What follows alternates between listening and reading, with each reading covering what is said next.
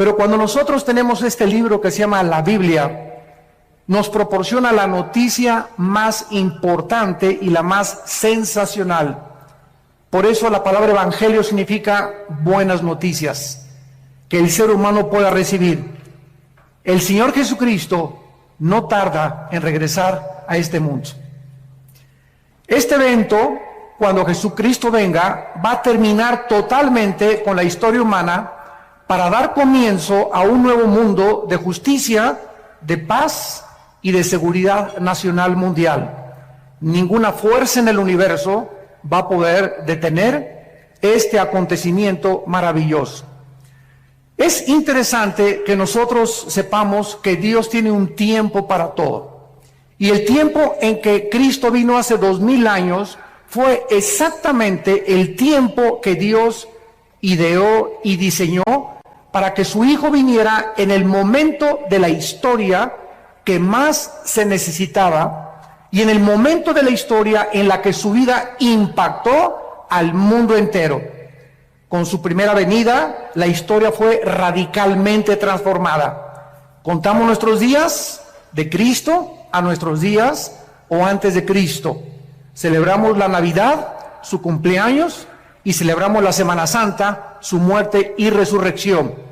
El impacto de Cristo en la historia es tan importante y tan significativo, insisto, que terminó totalmente con cualquier otro líder religioso que pudiera haber existido o que ha existido desde sus tiempos a nuestros días. Krishna, Zoroastro, Buda, los gurús, Mahatma Gandhi, Confucio, cualquier líder que tú puedas mencionar, ni siquiera podría atreverse a compararse con el Hijo de Dios. Nadie nunca profetizó que iban a ser Buda, nunca nadie supo cuándo iban a ser Confucio, ni cuándo iba a venir. Ningún líder religioso ha prometido que regresaría al mundo a traer la justicia y la paz y la seguridad mundial, más que el Hijo de Dios. Y esta es la razón por la cual nosotros debemos enfocar nuestra atención. Si no eres cristiano, o eres ateo, o eres un libre pensador, agnóstico, escéptico, en la persona de Jesús, que fue precisamente lo que hizo en mi vida, el impacto que transformó mi carácter. En el libro de Gálatas, capítulo 4, versículo 4, la Biblia dice que cuando vino el cumplimiento del tiempo de Dios, Dios diseñó que llegara Cristo hace 2000 años. Dios envió a su Hijo, nacido de mujer y bajo la ley, para que nos redimiera a los que estábamos bajo la ley, a fin de que recibiéramos la adopción de ser hijos de Dios. La venida de Cristo fue en el cumplimiento del tiempo que Dios había escogido. Pero vamos a preguntarnos por qué escogió Dios que Cristo viniera hace 2000 años. ¿Por qué no hace 1300 años? ¿O por qué no hace más de 2500 o hace 3000 años?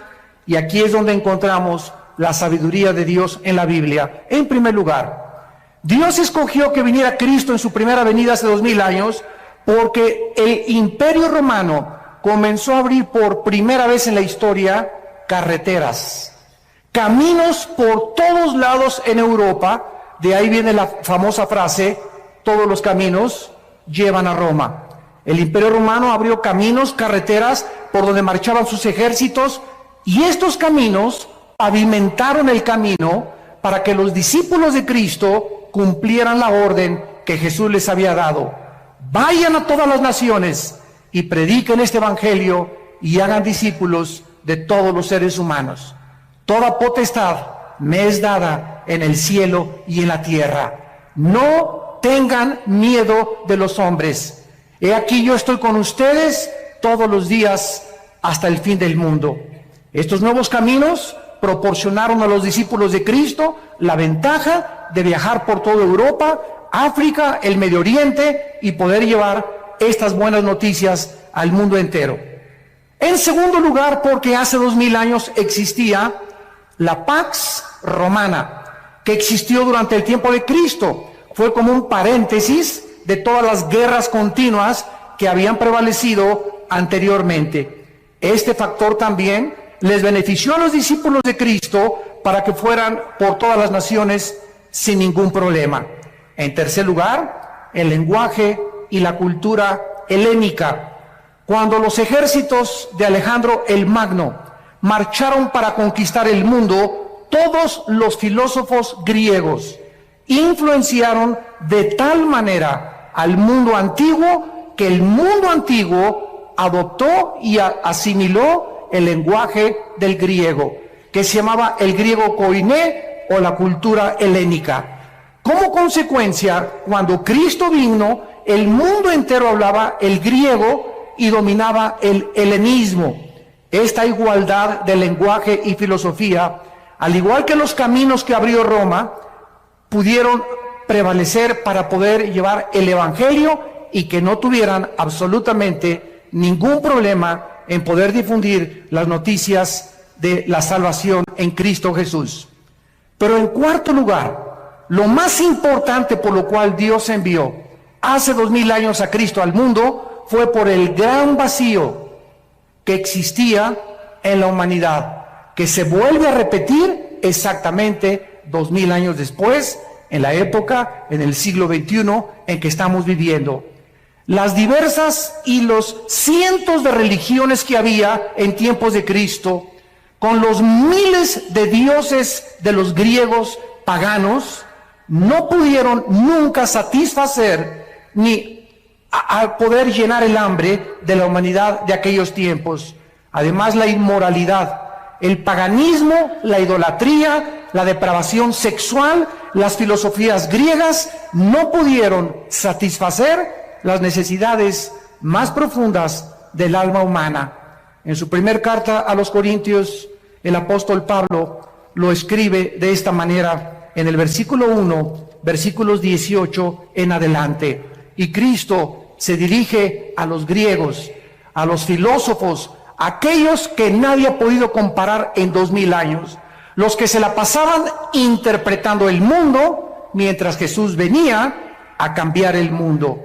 Y dice el apóstol Pablo, porque la palabra de la cruz es locura a los que se pierden. Los griegos decían, ¿cómo puede el Hijo de Dios dejarse matar? Nuestros dioses Zeus, nuestros dioses titanes y todos los grandes de la mitología griega son dioses poderosos. Un Dios nunca permitiría que mataran a su Hijo. Fue locura para los griegos, para la sabiduría humana, que Jesús muriera crucificado. Pero para los que se salvan, dice el apóstol Pablo, a nosotros es poder de Dios. ¿Qué hizo Dios hace 2000 años? Destruyó la sabiduría de los sabios y desechó el entendimiento de los entendidos. Dios hace 2000 años, a través de Cristo, envió este mensaje a todos los filósofos. Ninguna alma humana tiene la capacidad intelectual para entender a Dios. Nadie podrá, a través de sus proposiciones filosóficas, a través de sus conjeturas, a través de sus hipótesis, a través de sus especulaciones racionales, poder comprender a Dios. ¿Por qué? Porque los pensamientos de Dios son mucho más grandes que los pensamientos humanos. Y los caminos de Dios, la forma como Dios actúa, es mucho, mucho, mucho más grande y diferente a como nosotros creemos que Él debería de caminar. Entonces, para que podamos alcanzar los pensamientos de Dios a través de nuestro intelecto, jamás lo hubiéramos podido lograr. ¿Qué hizo Dios? Envió del cielo a su Hijo a este mundo. Y Cristo nos trajo a este mundo los pensamientos de su Padre.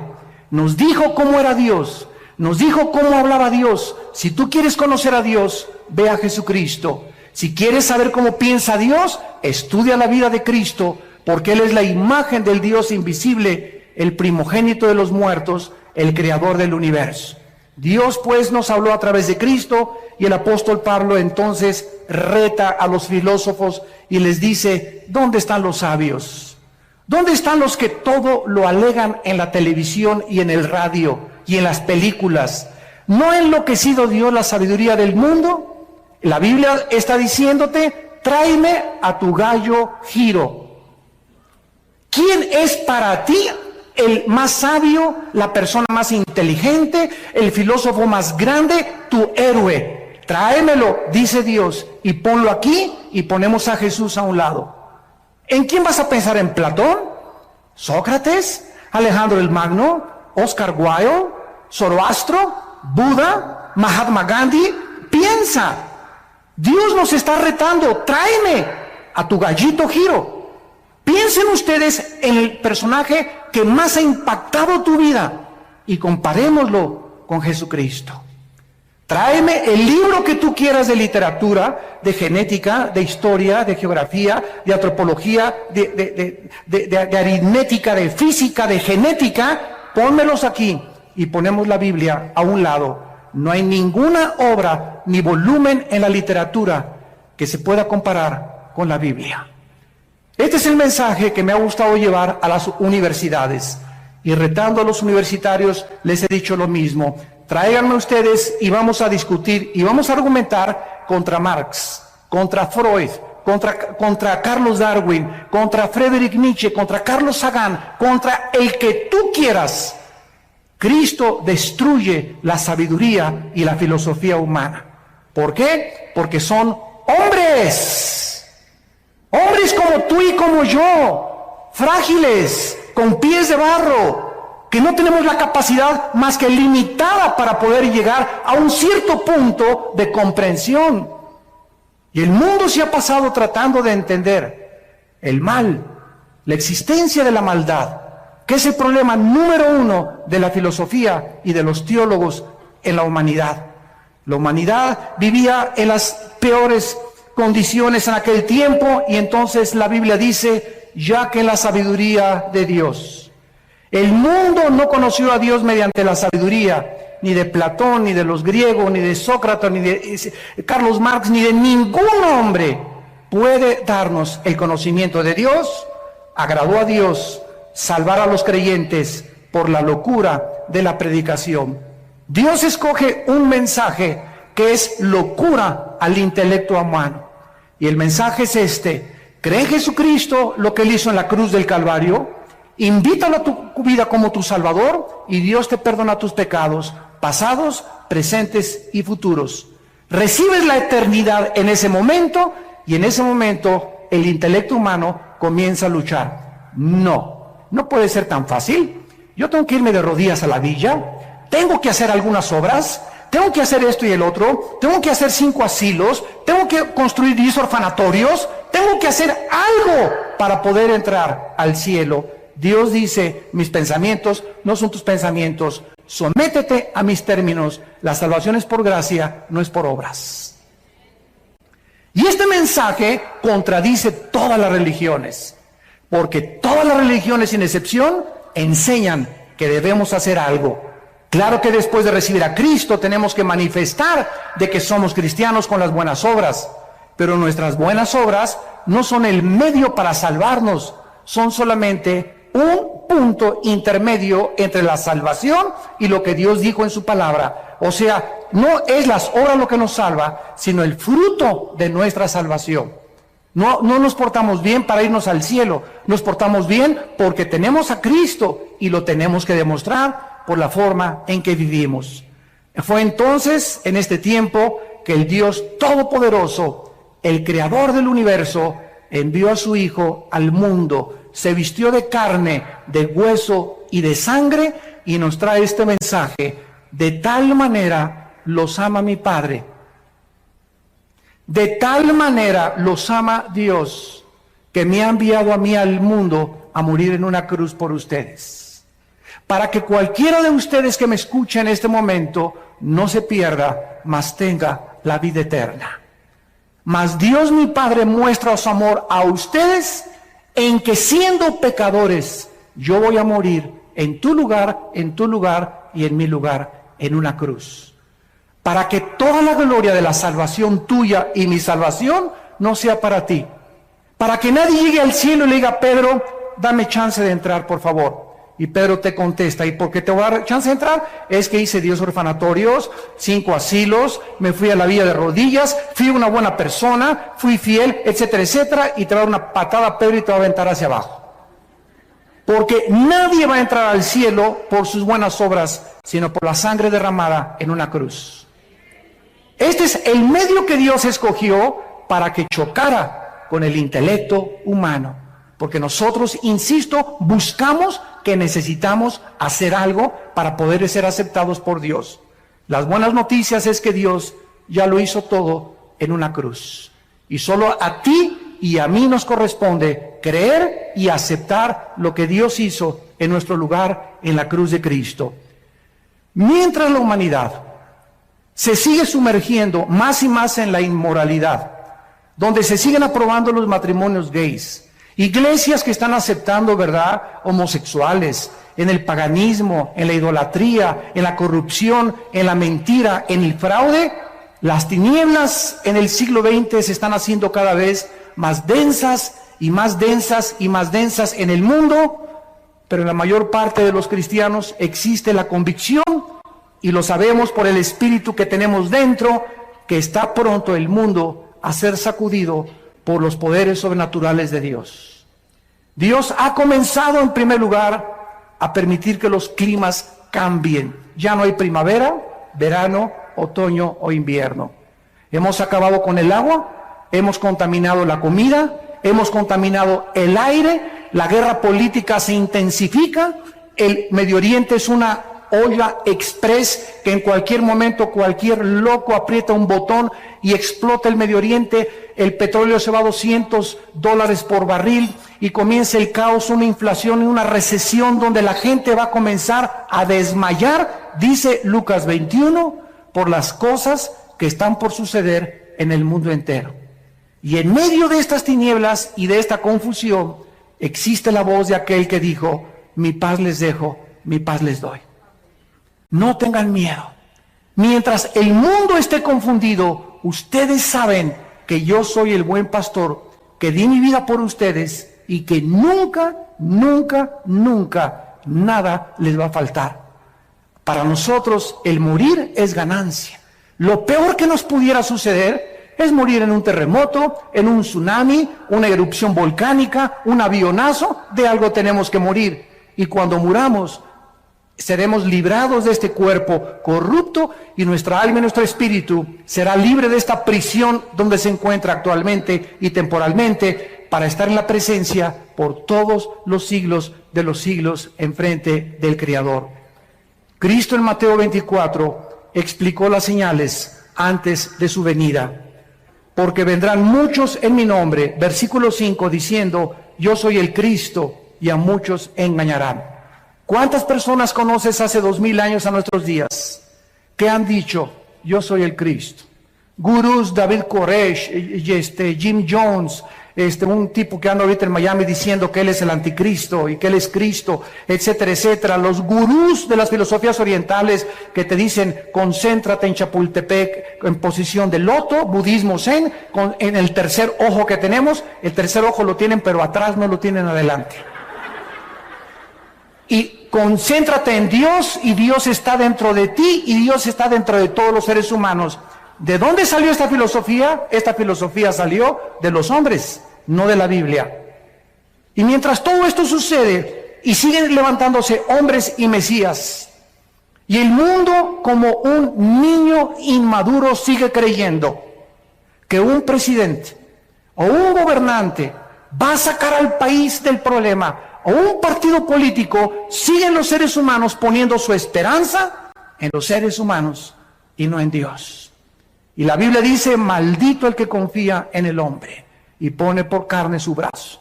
Bendito aquel que confía en Dios, porque será como árbol plantado junto a corrientes de agua, que da su fruto a su tiempo y su hoja no cae, y todo lo que haga prosperará.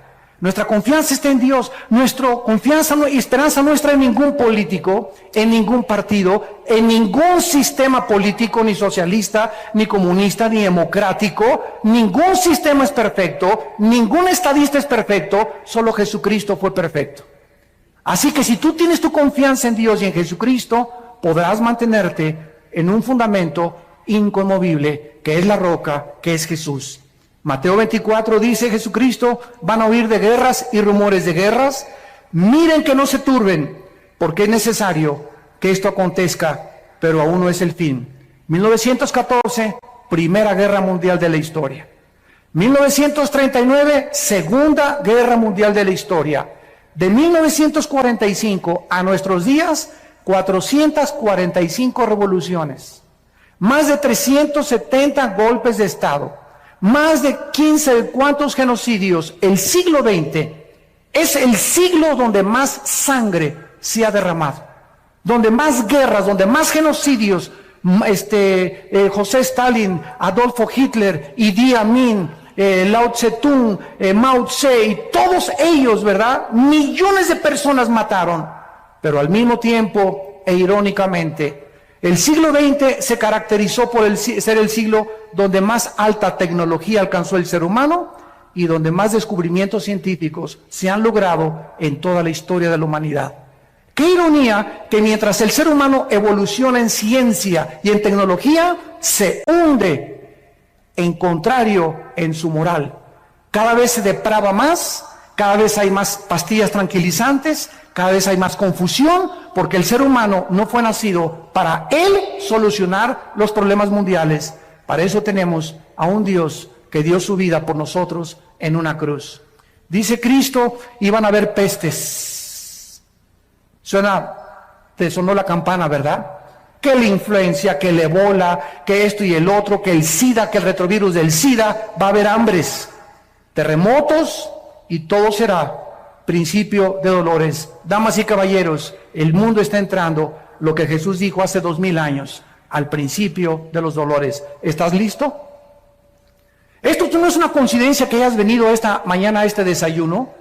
Dios te ama y Él quiere que tú te detengas y que pienses y reflexiones que la vida es mucho más que el sexo, que es mucho más que el alcohol y que las drogas, es mucho más que el dinero y es mucho más que la popularidad y la fama que puedas tener. Todas esas cosas te van a dejar vacío y te van a dejar insaciable, porque de esa agua volverás a tener sed, pero el agua que yo te doy, dice Jesucristo, será una fuente que salte dentro de ti para vida eterna. Porque fuimos creados para Dios, y mientras nuestra alma no regrese a Dios, nada en esta vida nos podrá satisfacer. Dijo Cristo, y entonces muchos tropezarán entonces y se van a entregar unos a otros, y unos a otros se aborrecerán. Dios dice que antes de que Él venga, el carácter del ser humano se va a deteriorar. Y ahora hemos visto ya crímenes de niños de 8, de 9, de 10, 12 años de edad. Maestras de escuela acostándose con niños de 12, 13 años de edad, las maestras de 30 años. Madres que ahogan a sus hijos en los ríos y que los sacrifican porque el novio no le gustaron los hijos que tienes. Estamos viendo cosas que jamás en la historia habíamos visto. Ahora los adolescentes no son de 18 a 21 años, son de 12, 13 años de edad, ya manoseándose entre ellos, besándose entre ellos, usando drogas, usando alcohol. ¿Por qué? Porque el carácter del ser humano se está deteriorando y los padres no se han dado cuenta y lo están acabando de aceptar como algo normal. Y no es normal. Nosotros somos un pueblo santo, llamado por Dios. Somos linaje escogido para ir en contra de las diversiones, en contra de las costumbres, en contra de la cultura y la moral del mundo. Dios nos ha llamado a ser diferentes. Y en esta diferencia estriba precisamente si tú eres santo o perteneces solamente a una iglesia porque te bautizaron o porque tus padres te heredaron la religión. Esa es nuestra vida consagrada a Dios, donde podemos nosotros impactar al mundo con nuestra vida. Cada vez los padres se van contra los hijos ahora, los hijos contra los padres, divorcios por todos lados, la gente contra el partido político, entre los partidos políticos unos a otros matándose. Ya no les interesa México, no les interesa Argentina, les interesa su partido, no les interesa el bienestar de la nación, les interesa su imperio, les interesa lo que ellos anhelan, no les interesa tu bien ni mi bien, les interesa sus propios intereses personales. Este es el egoísmo del ser humano, donde ya se perdió la brújula por todos lados. Ya nadie sabe qué cosa es lo que están persiguiendo. Y dice Cristo, muchos profetas se van a levantar y engañar a muchos. Y por haberse multiplicado la maldad, el amor de muchos se enfriará. Pero el que persevere hasta el fin, este será salvado, y será predicado este evangelio del reino a todas las naciones, y entonces vendrá el fin. No fue hasta 1975 que se puso en órbita el primer Sputnik en Rusia, hasta nuestros días, que ahora los medios de comunicación están llevando este mensaje al mundo entero. Ahorita me están viendo aquí más de 1,300 personas en este salón, pero en este momento estamos siendo observados también por más de 60 millones de seres humanos que están oyendo lo que tú estás oyendo. Increíble la tecnología del siglo XXI. La mayoría de la gente sabe que la humanidad se está desintegrando. Los cambios climáticos, los terremotos, la pérdida de ozono en el espacio, la contaminación del aire, el agua, la comida, las guerras del Medio Oriente son señales de que el mundo está a punto de explotar. Hace 2,700 años, el profeta Isaías en el capítulo 24, versículo 3 en adelante, escuchen lo que escribió. Lo que voy a leer fue escrito, apúntalo, hace 2,700 años. Y este rollo de Isaías que voy a leer se encontró en Qumran. Y estos papiros originales no los inventó Don Brown, ni el Código Da Vinci, ni ángeles ni demonios, no es mitología, esto está en el Museo de Israel. Y ahí puedes ver tú estos papiros del rollo de Isaías, exactamente como lo tenemos nosotros en nuestra Biblia. Así que si alguno tiene una duda de la veracidad de los documentos históricos de la Biblia, ahí están los documentos originales que te dan testimonio de que esto es realmente palabra de Dios. Dice Isaías 24, versículo 3, la tierra será vaciada, completamente saqueada.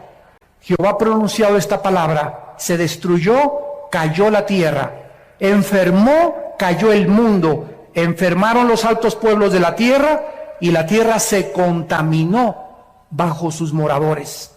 ¿Por qué? Porque traspasaron las leyes, falsearon el derecho, quebrantaron el pacto sempiterno. Damas y caballeros, cuando tú no les pones a los niños una línea y les dices, esto pueden hacer en vacaciones, entrar a su cuarto a tal hora, levantar sus cosas, esto no pueden hacer. No puedes salir de tu cuarto después de las 9 de la noche, no puedes hacer estas cosas. Si no ponemos una línea de demarcación a nuestros jóvenes, a nuestros niños, y si el gobierno no tuviera parámetros como los altos y los semáforos que te dice la luz amarilla, párate, porque si te pasas no sos responsable de un accidente, entonces el mundo sería una anarquía total. Dios ha establecido líneas morales. La moralidad no la puede legislar un gobierno, porque hay gobiernos que permiten las drogas, que quieren legislar las drogas, hay otros que permiten la homosexualidad, así que el gobierno no puede tener la moral absoluta. Solo Dios, nuestro Creador, nos puede decir, estas son las líneas de demarcación. Y Dios en la Biblia ha establecido que el matrimonio sea entre un hombre y una mujer. No entre Pepe ni Pancho, ni entre Lupita ni Carmelita. Dios le trajo una mujer a Adán para que los dos pudieran interrelacionarse con órganos reproductores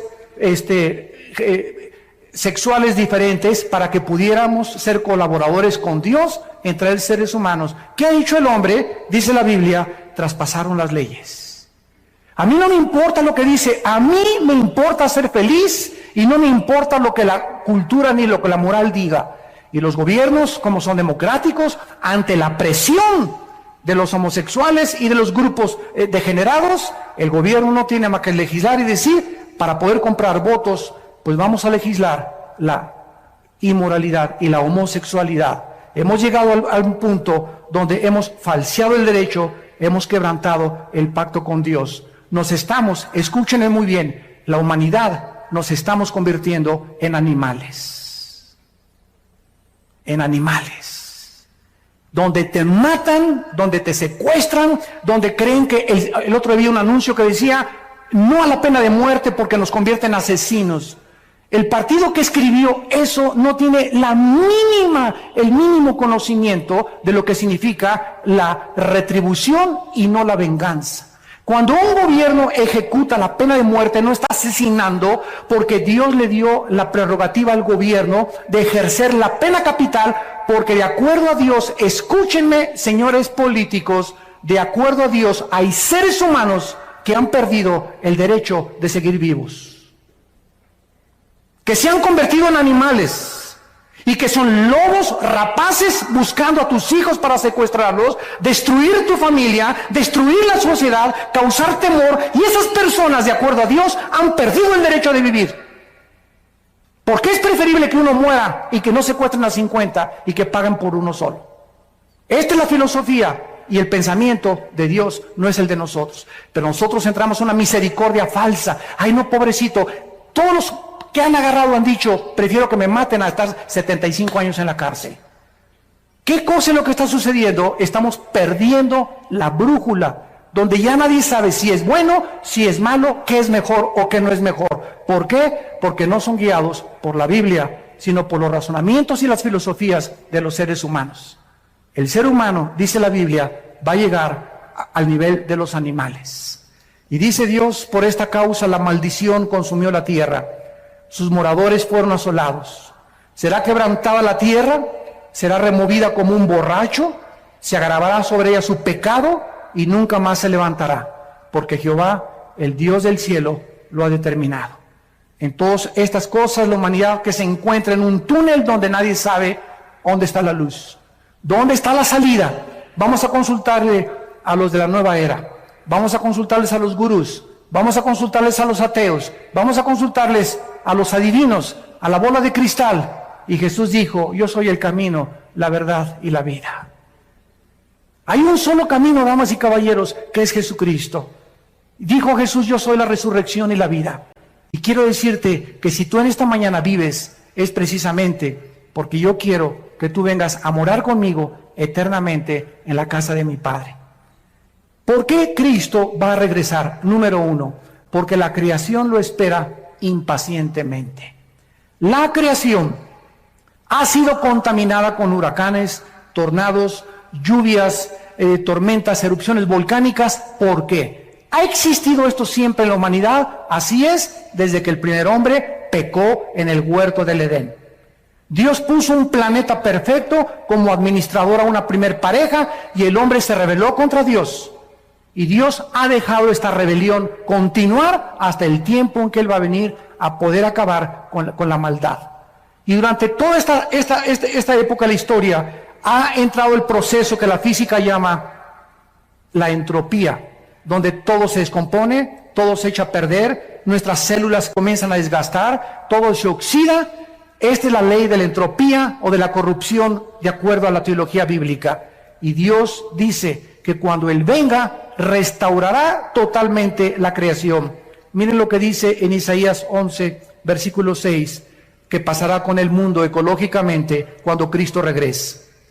Morará el lobo con el cordero, el leopardo con el cabrito se acostará, el becerro y el león, la bestia, andarán juntos, y un niño los pastoreará. La vaca y la osa pasarán, sus crías se echarán juntas, y el león como el buey comerá paja. ¿Qué dice la Biblia? Que los leones antes no eran feroces.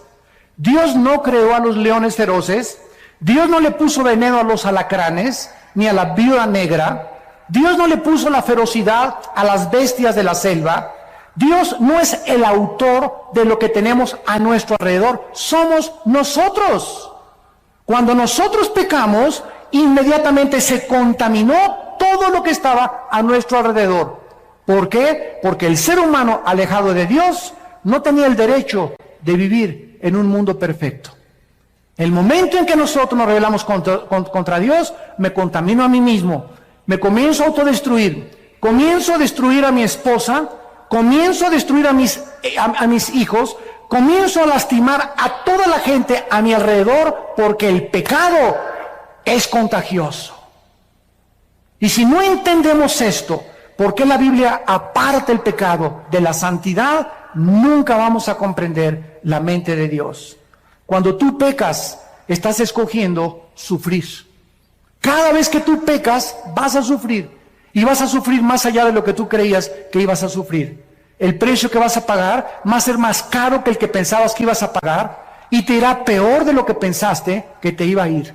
El pecado trae consecuencias, porque la paga del pecado es la muerte.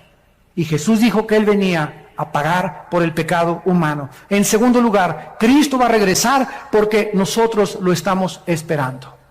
La Biblia dice por todos lados en el Nuevo Testamento que estemos orando y diciéndole al Padre, envíanos al Señor. Dice Tito capítulo 2, versículo 11 en adelante, porque la gracia de Dios se ha manifestado para salvación a todos los hombres, enseñándonos que renunciando a la impiedad y a los deseos mundanos, vivamos en este mundo sobria, justa y piadosamente, aguardando la esperanza bienaventurada y la manifestación gloriosa de nuestro gran Dios y Salvador Jesucristo.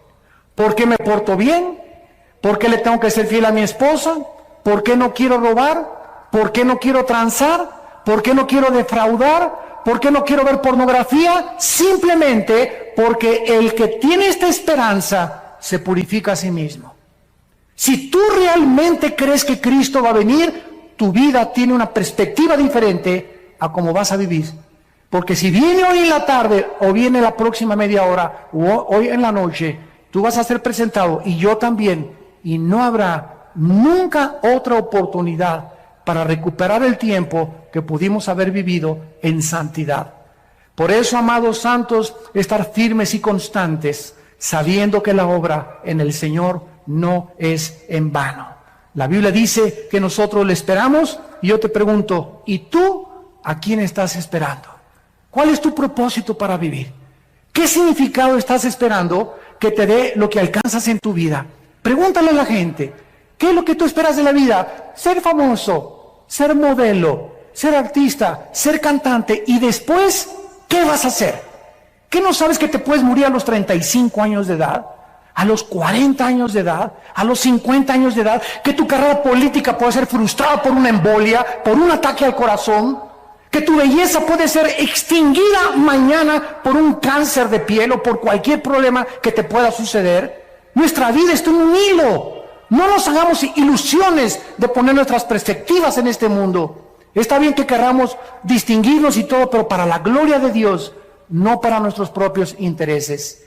Si tu esperanza no está en Cristo, no eres más que una pobre criatura, desventurada, pobre, desnuda y triste delante de Dios. Porque lo que le da significado a nuestra vida es esperar a Cristo. En tercer lugar, Cristo tiene que venir porque la justicia lo demanda legalmente. Si Dios es justo y Dios ama la justicia, cuando Él venga, tiene que castigar el pecado. La paga del pecado es la muerte. ¿Cuántas personas conoces tú que se han muerto sin ir a la cárcel? ¿Cuántas personas hay en la cárcel que deben estar afuera? ¿Y cuántas personas hay afuera que deberían estar encerrados, pero por su influencia o por su dinero pueden salvarse del castigo judicial en este mundo? Escúchame, Dios algún día te va a pagar con todo lo que hiciste. No hay ninguno de nosotros que se le pueda escapar a Dios en el día del juicio, por cuanto Dios ha establecido un día en el cual juzgará al mundo con justicia, dando testimonio a los hombres con haber levantado a su Hijo de entre los muertos. En cuarto lugar, Cristo va a regresar para cumplir las profecías que Él dijo acerca de su venida. En el capítulo 14 de Juan, antes de morir, el día antes, Jesús les dijo a sus discípulos: no se turbe vuestro corazón, creen en Dios, creen también en mí.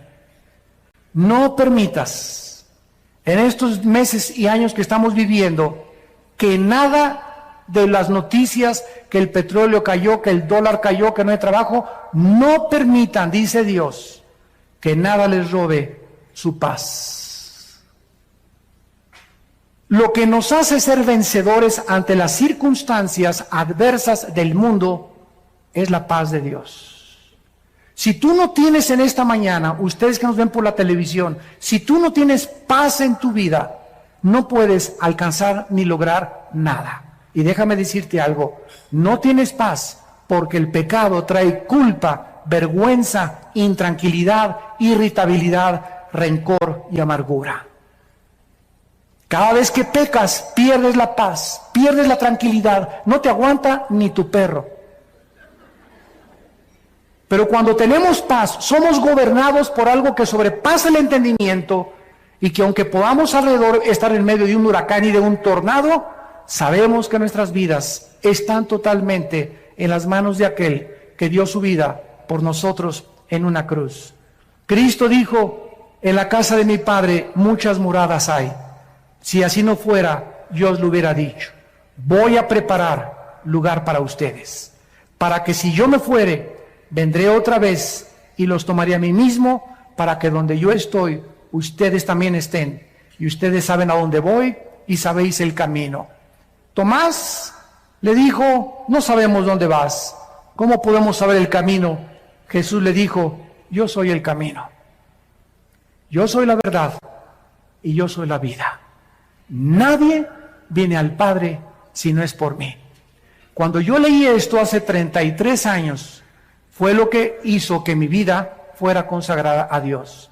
Cuando yo leí esto, ya había estudiado yo las religiones, Buda, había pertenecido al Partido Comunista, quería ser gurú, me quería el Himalaya, me quería rapar como los Hare Krishna, quería experimentar con las drogas, con la marihuana, con el LSD, etcétera, etcétera. Y cuando yo me enfrento con estas palabras de este hombre, caí en ese momento, eran las 1:30 de la madrugada en mi casa, bañado en lágrimas. Por fin descubría a alguien que me decía, no puede que, quizá, chance y, a lo mejor, me encontraba con alguien que me decía, yo soy el camino. No hay ningún otro camino, Armando, me decía Jesús, más que yo. Cualquier otro camino en el que tú te encuentres es un camino que conduce a la muerte.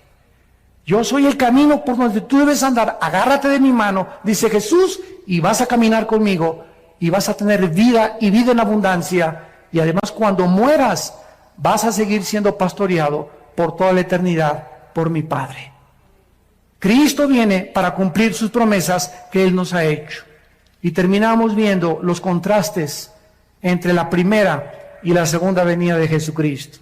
En la primera venida de Jesucristo, Él vino a quitarse el trono, la corona, los vestidos reales y bajó a un mundo de pordioseros. Bajó a un basurero que es el planeta Tierra. Y estando en la condición de hombre, no invitó a su nacimiento al Chadirán, ni a la Pompidou, ni a los Richelieu, no inventó a la clase media alta, ni a los políticos, ni a los encumbrados. Cuando Él nació, imagínate esto, el creador del universo nace en un pesebre. ¿Qué nos dice esto? Que Dios es un Dios humilde. Y que ese carácter de Dios lo debemos llevar nosotros en nuestra alma. Inmediatamente la humildad se refleja en los que siguen a Jesucristo de todo corazón. Y lo contrario es la pomposidad, la vanidad, la altanería, la soberbia, el orgullo que gobierna a los seres humanos. El desprecio por las clases marginadas, el creerse que por ser socialmente más educado o tener mejor coche o mejor color de piel o mejor esto, inmediatamente lo notamos en aquellas personas que no conocen al Hijo de Dios.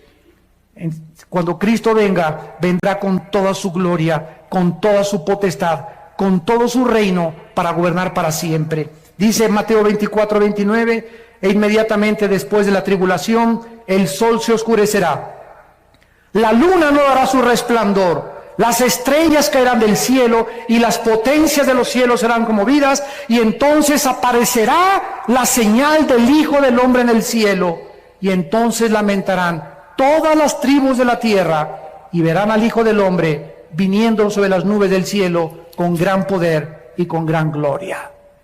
Vino como un siervo, cuando Él venga, viene a reinar sobre nosotros. En segundo lugar, vino como un cordero en su primera venida, cuando estaban ante sus enemigos, no abrió su boca.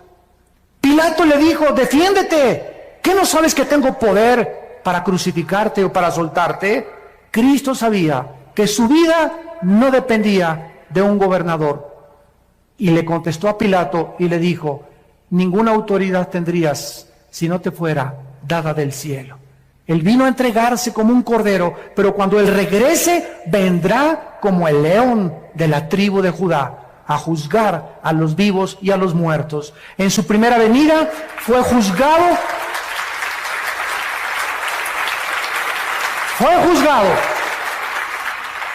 En su primera venida, con el juicio más injusto dentro de la misma jurisprudencia y de las leyes del derecho romano y del derecho griego y de todos los que han estudiado, es el juicio más injusto que un hombre ha padecido, el haber sido juzgado como lo fue Jesucristo. En su segunda venida, Él vendrá como el juez de toda la humanidad.